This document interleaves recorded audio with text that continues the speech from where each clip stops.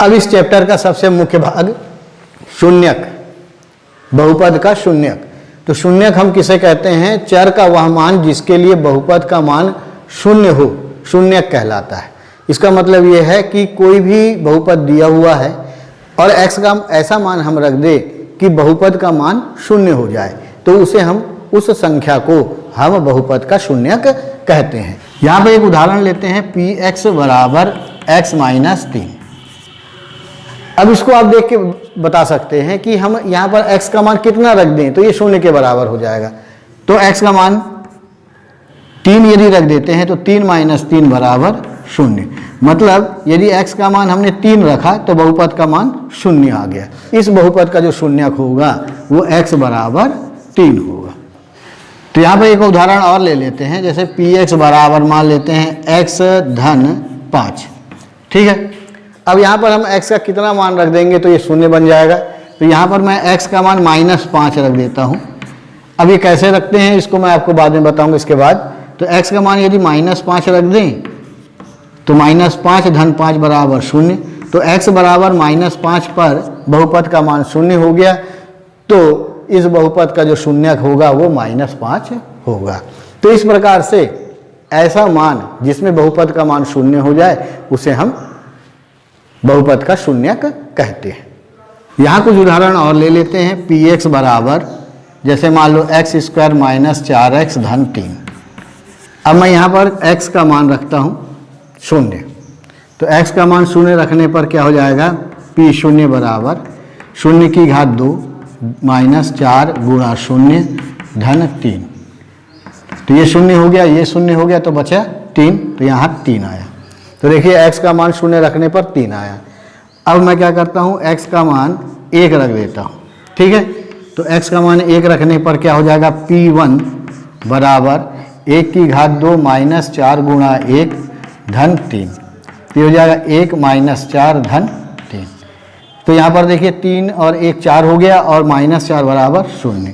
तो यहाँ पर हम देखते हैं कि x का मान 1 रखने पर बहुपद का मान 0 आ गया। ठीक है, समझ लीजिए इसको अच्छे से, क्योंकि आगे चल के इसमें काम भी करना है हम लोग को, इसी को पढ़ना है। तो पूरे डिटेल से आप समझेंगे तो आपको ज़्यादा मज़ा आएगा। अब हम इसी बहुपद में x का मान 2 रख देते हैं। तो p2 बराबर 2 का वर्ग -4 गुणा 2 धन 3। तो ये आ जाएगा 4 - 8 धन 3।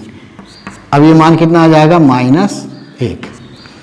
ठीक है, अब लास्ट x बराबर हम 3 रखते हैं। तो p3 का मान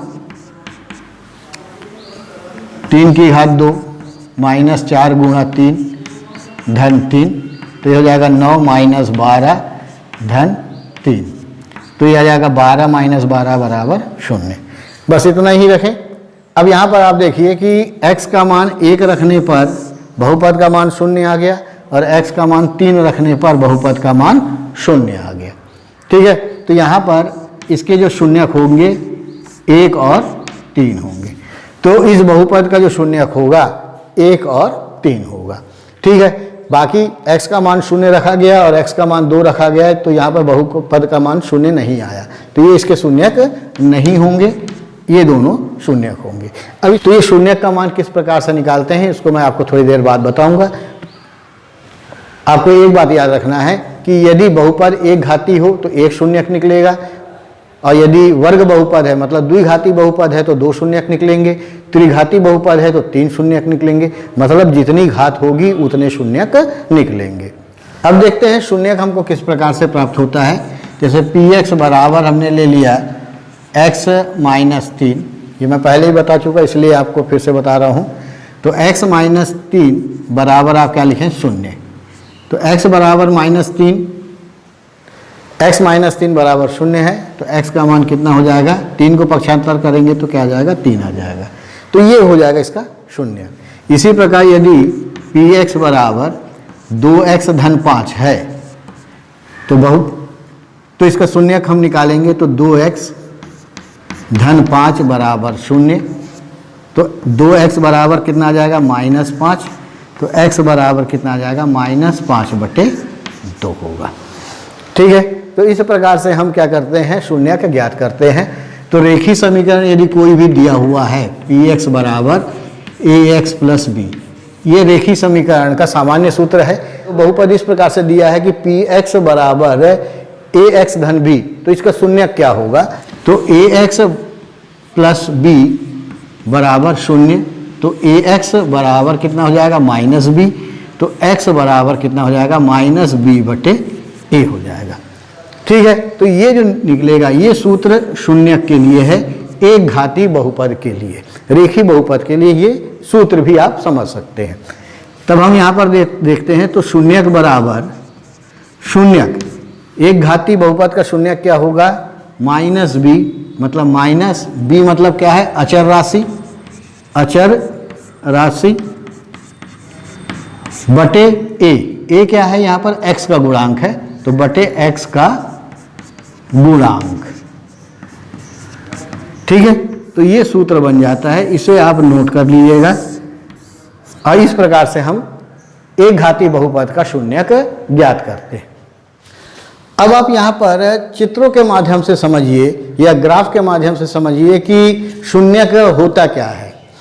वास्तव में शून्यक क्या होता है कि जो बहुपद है या जो फलन है, x अक्ष को जिस बिंदु पर काटती है उसी बिंदु को हम शून्यक कहते हैं। मूल बात यहाँ पर यही है। तो यहाँ पर मैंने एक बहुपद लिया है 2x धन 3 लिया है। अब 2x धन 3 को जब हम ग्राफ में बनाएंगे, जब इसको हम किसी ग्राफ में प्लॉट करते हैं तो कुछ इस प्रकार का डायग्राम हमको मिलेगा। ग्राफ कुछ इस प्रकार से मिलेगा जो एक सरल रेखा का होगा। तो जो ग्राफ है वो एक सरल रेखा का होगा। अब हमको यहाँ पर ये देखना है कि यहाँ पर जो रेखा है वो x अक्ष को किस बिंदु पर काटती है। तो यहाँ पर हम देखते हैं इस बिंदु पर काटती है। इसको कैलकुलेशन किया जाए तो इसका मान -3/2 निकलेगा। ठीक है ना, तो इसका निर्देशांक होगा -3/2 0।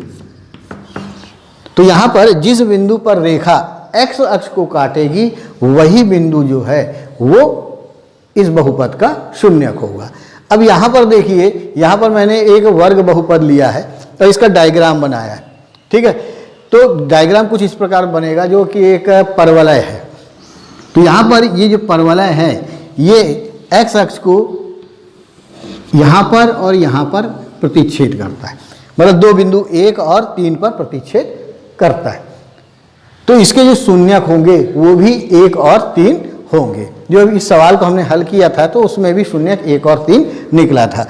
तो यहाँ पर ये निष्कर्ष निकलता है कि कोई भी वक्र या कोई भी बहुपद या कोई फलन x अक्ष को जिस बिंदु पर काटेगा वो बिंदु बहुपद का शून्यक होगा, और साथ ही साथ जितने बिंदुओं पर काटेगा उतने उसके शून्यक प्राप्त होंगे। अब यहाँ पर मैंने एक ऐसे ही ग्राफ बना दिया है कि आपको पता करना है कि इसमें कितने शून्यक निकलेंगे। तो उसके लिए आप ग्राफ को देखिए और ये जो फलन दिया हुआ है, ये जो बहुपद दिया हुआ है, ये जो वक्र दिया हुआ है वो x अक्ष को कितने बिंदु पर काटती है। तो जितने बिंदुओं पर काटेगी उतने ही शून्यक उसके प्राप्त होंगे। जैसे इस बहुपद के या इस फलन के 3 बहुपद निकलेंगे। अब आप इसको देख के बताइए कि इसमें कितने शून्यक प्राप्त होंगे। यहाँ पर जो वक्र है x अक्ष को 4 बिंदु पर काटता है, तो इसके कितने शून्यक निकलेंगे ये मुझे कमेंट करके बताइएगा। इसके बाद आप किताब को देखिएगा तो किताब में बहुत सारे ऐसे वक्र बने हुए हैं और उसको समझाया गया है कि वक्र x अक्ष को जितने बिंदुओं पर काटती है तो उसके उतने ही शून्यक प्राप्त होते हैं। अब प्रश्नावली 2.1 देखिए। इसमें लिखा है कि किसी बहुपद px के लिए y बराबर px का ग्राफ नीचे दी गई आकृति में दिया गया है। प्रत्येक स्थिति में बताइए कि px के शून्यकों की संख्या कितनी होगी। तो यहाँ पर आप देखिए 6 चित्र बने हुए हैं। तो 6 चित्र में आपको ये देखना है कि जो वक्र है वो x अक्ष को कितने बिंदुओं पर काटता है। जितने बिंदुओं पर काटेगा वो उतने शून्यक प्राप्त होंगे। जैसे पहले में देखिए जो वक्र दिया हुआ है वो x अक्ष को प्रतिच्छेद नहीं करता बल्कि y अक्ष को प्रतिच्छेद करता है, और हमें देखना है x अक्ष पर किस बिंदु पर प्रतिच्छेद करता है। तो यहाँ पर पहले जो चित्र है उसमें एक्स अक्ष पर कोई प्रतिच्छेद बिंदु नहीं है, तो इसका मतलब यहाँ पर शून्यक शून्य होगा। अब दूसरे में आप देख के बताइए, तो इसमें एक शून्यक होगा। इसी प्रकार तीसरा, चौथा, पांचवा, छठवां, ये आप मुझे कमेंट करके बताइएगा।